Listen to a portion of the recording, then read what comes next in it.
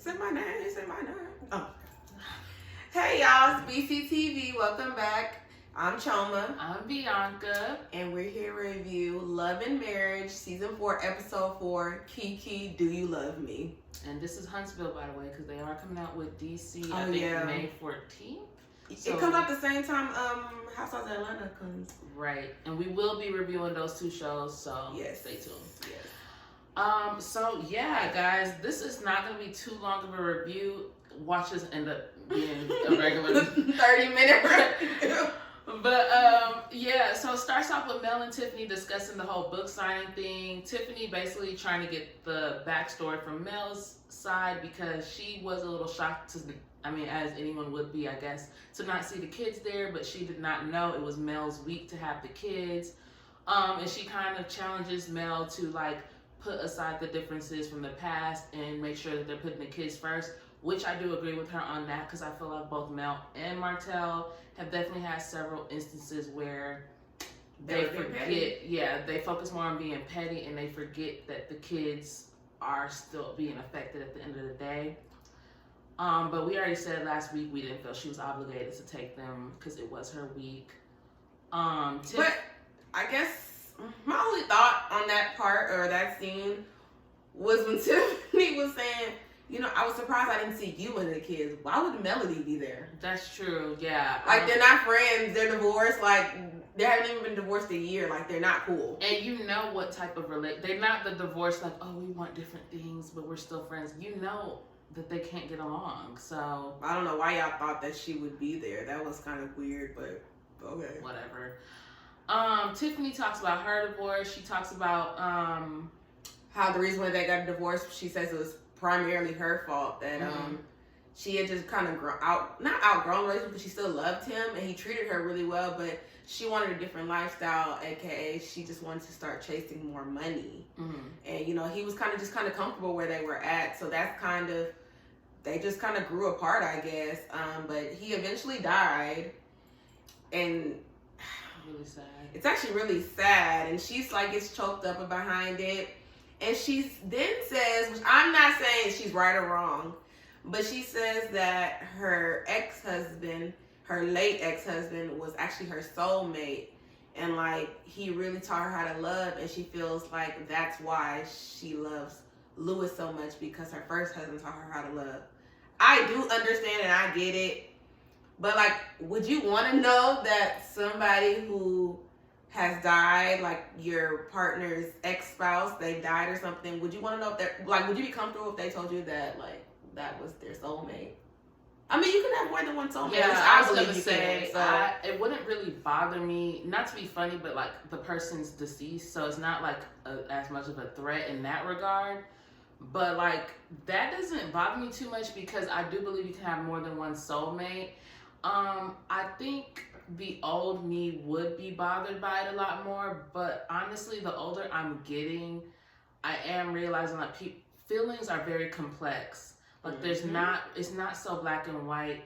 You can be divorced, you can be separated from an ex, whatever, and there can still be a soft spot that you have towards them, even though you know that you can't be together. And maybe it's just a situation like that where Tiffany never lost love for that person, but it just wasn't the lifestyle she wants to live, and there's nothing wrong with that. She's with Louis, so and they seem to be happy, so it's working out. So yeah, but that could be very alarming, I'm sure, to hear at first. Yeah, because I think I kind of think you made me start comparing, okay, am I gonna measure up to this person? I wonder, does she love me as much as that person? But I don't think Louis has anything to worry about. I think Tiffany is truly in love with him, but I think she truly loved her first husband as well. So that's just what happens. That's life, huh? It's just one of them. Yeah, it's life.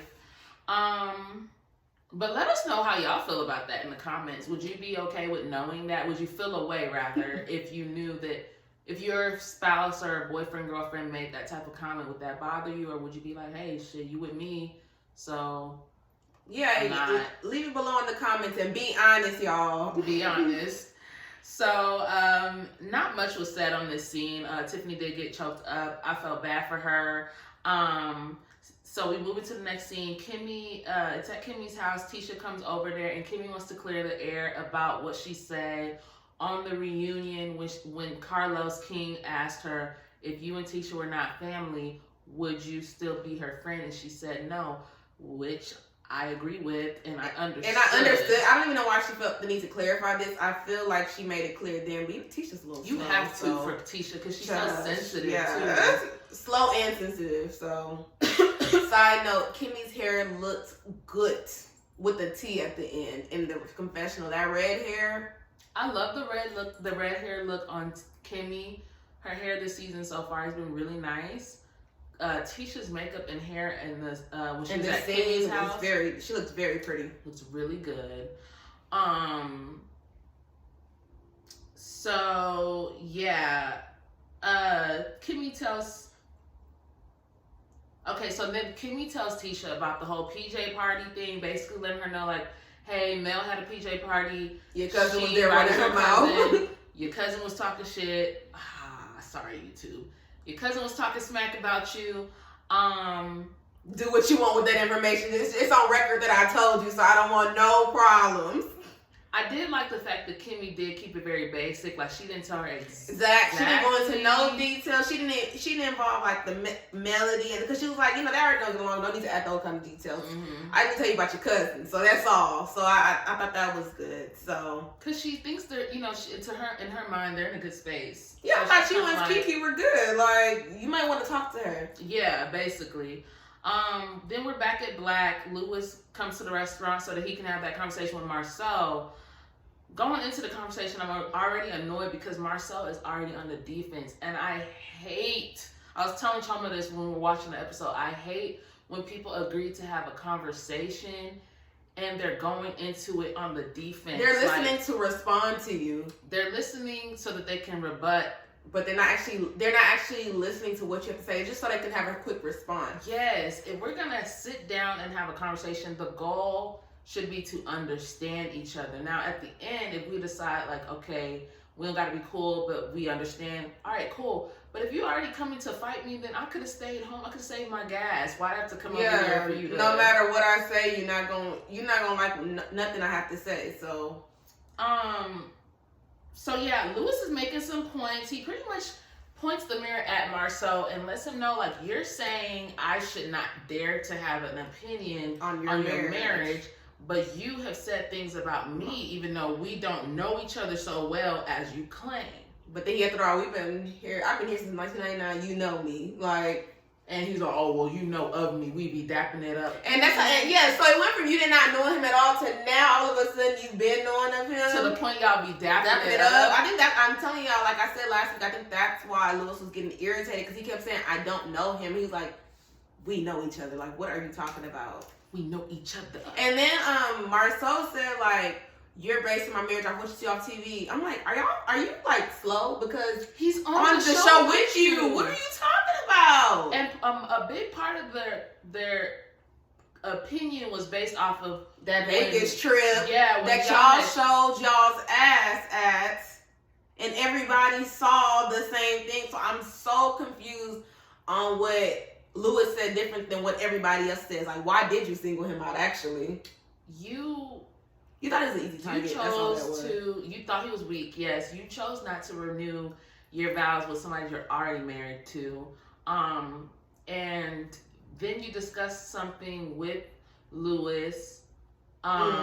You were mad at him for discussing with his wife, whatever. You had an opinion on that. But everybody should just let you do what you do and operate the way you operate. And the only opinion they can have is to be like, yes, Marceau, you're doing amazing. We agree with everything you do. He said he can't even talk to his dad about his mom and dad's relationship, so why should somebody else talk about his? I said, well, why can't you talk to your parents about the relationship? That's kind of weird. That is odd, because your parents' marriage is something you have to be around and it affects you, so why can't you discuss that marriage with your parents?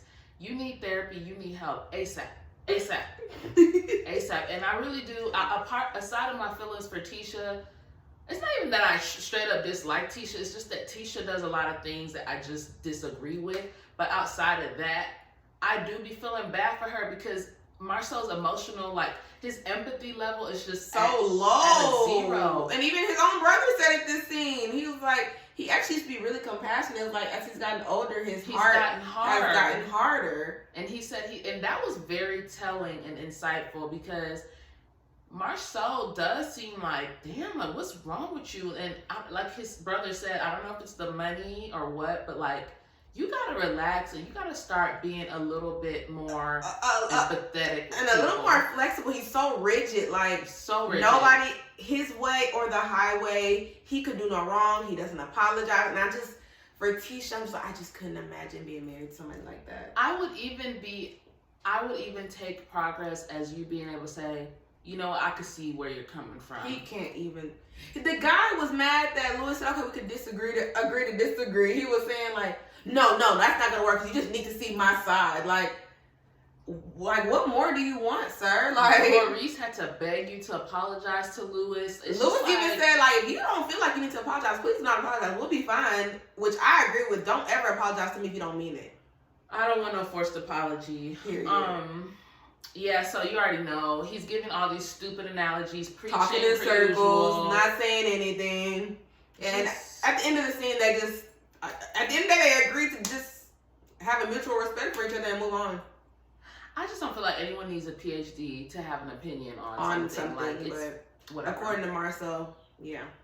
So we'll breeze through this next scene. Martel meets up with Melnika, his childhood friend / assistant. What the hell does Martel have on?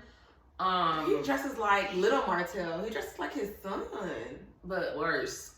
It's almost like he looked like he was getting ready to rob a bank, but he was also going to the gym and also preparing for war in Vietnam. Like, I didn't know what was going on. It was a lot of chaos going on. And then his clothes are always too small. That doesn't really help.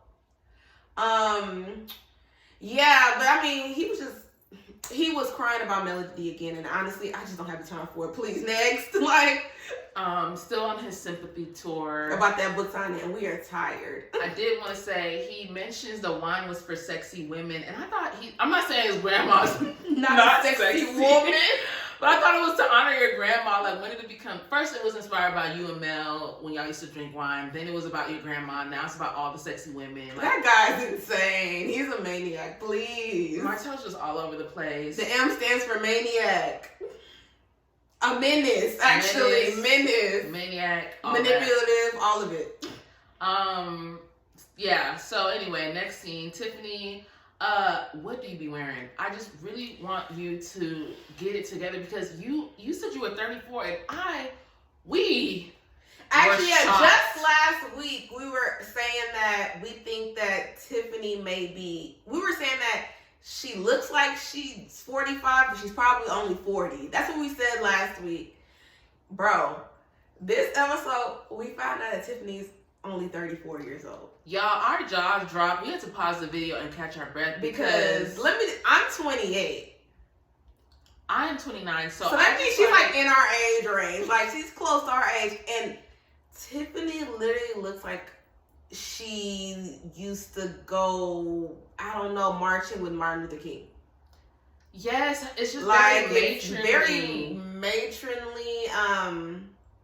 But I will say, she can't dress, but under all of that, she's body yaddy. She's like a nice little thick. She got a shape going on. She got a shape on her. Now, if she would just dress it properly, you know, we could work with something.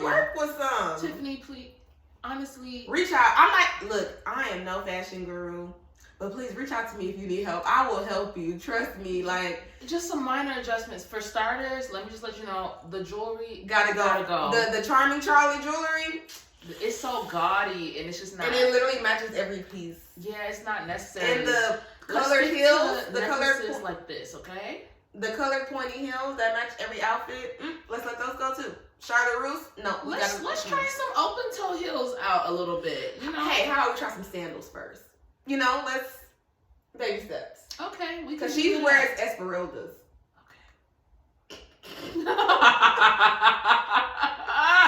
Let's just get her an open toe sandal. Look at a little Tory Burch open toe sandal. So baby steps steps. We're gonna get rid of the jewelry. We're gonna when you think of your jewelry, think minimalism.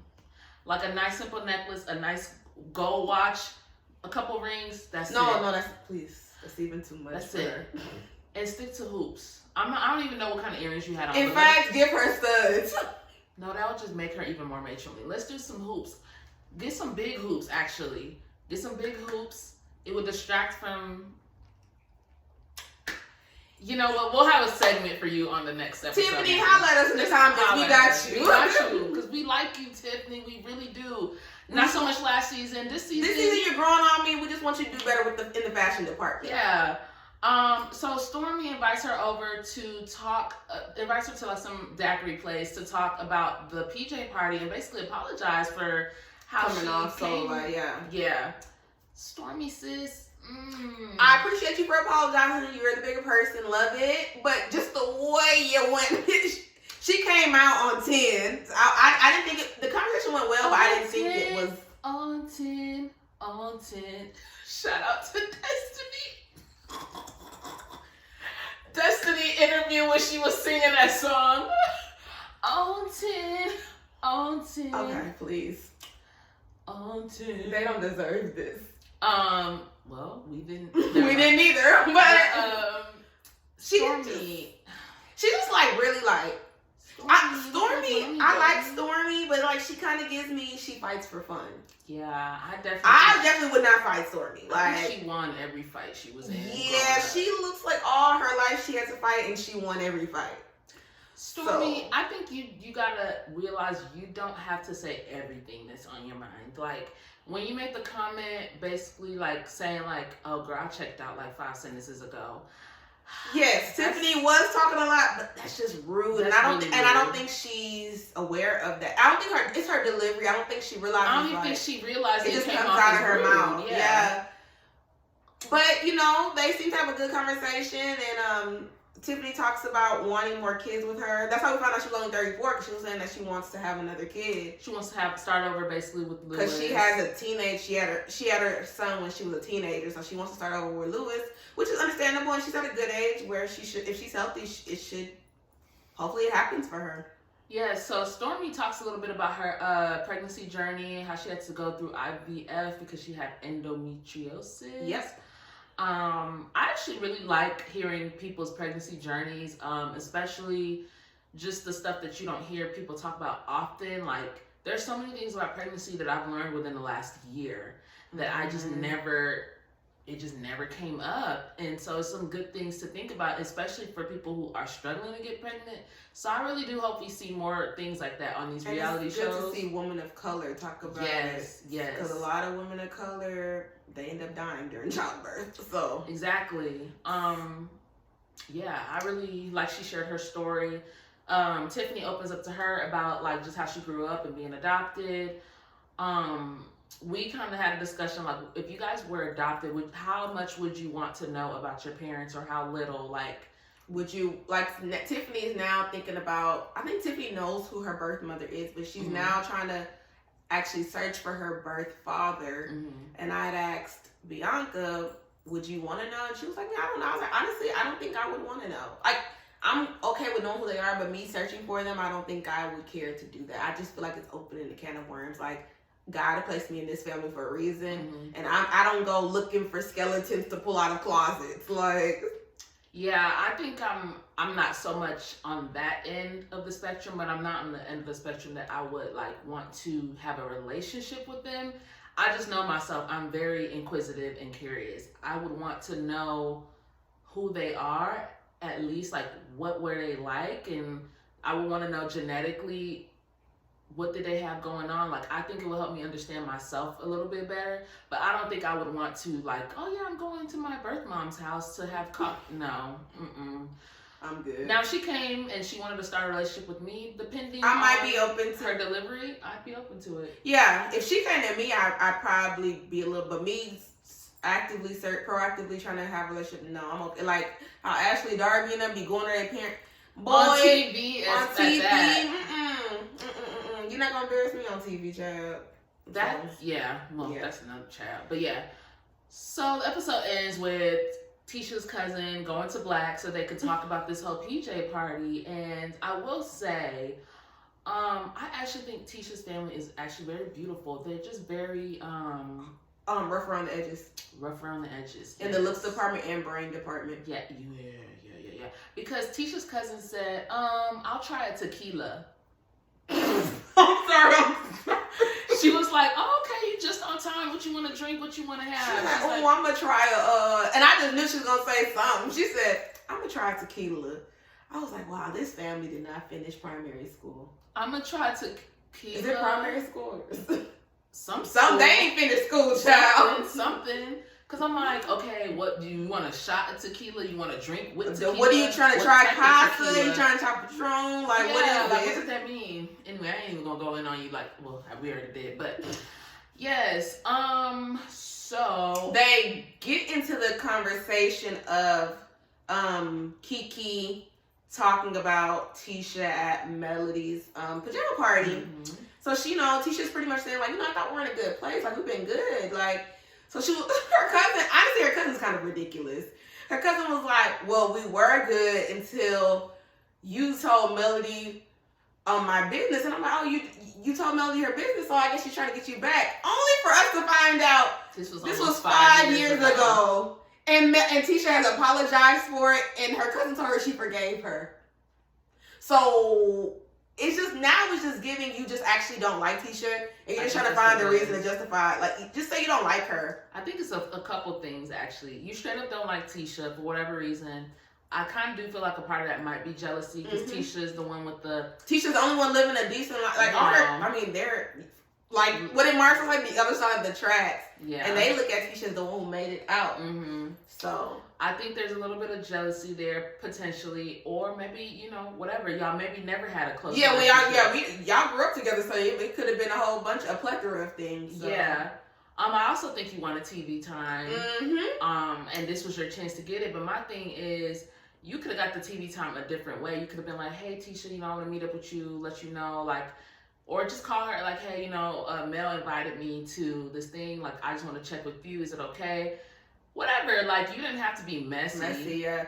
My thing is that what I always say, I would rather people just say, I don't like you. And even if they say, why, like, I just don't know, I just don't like you. Because that's how you feel about Melody and Tisha. Like, Melody, just say you don't like Tisha. Like, for whatever reason, you just don't mesh well with her. And my personality, like, coming up with like BS reasons to say you don't, just say you don't like them. Hey, you just don't click well with them, and that's kind of what I wanted Kiki to tell Tisha. Like, Kiki, I mean, like Tisha, like I know I said forget. I don't know. I just don't see it for you. All this BS. People be trying to give these BS reasons of why they did that. I wish they would just stand in. I don't like you. You bringing something up from half a decade ago when Martell and Melody were married and getting along enough to host things. So we know this is a while ago.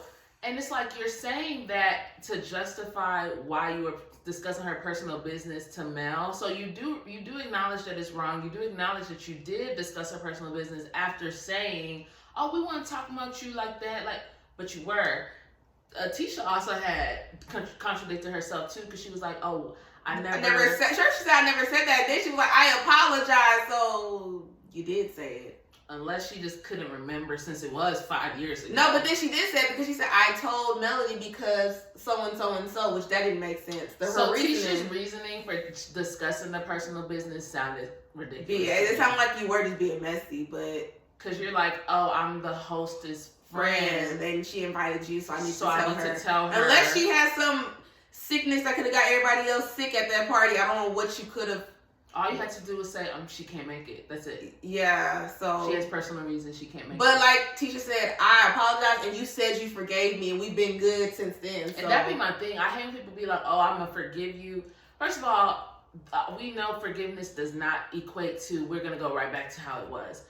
But if you agree to do that, you cannot keep holding. It's just like when women be with men who cheat and they say they're going to take them back and they're going to forgive them, but they keep bringing up the time they cheated. And it's like, bro, he can't go back in time and you said you were okay. Like, not okay, but you said y'all were going to move past it. So you cannot get to bring it up every time you get mad.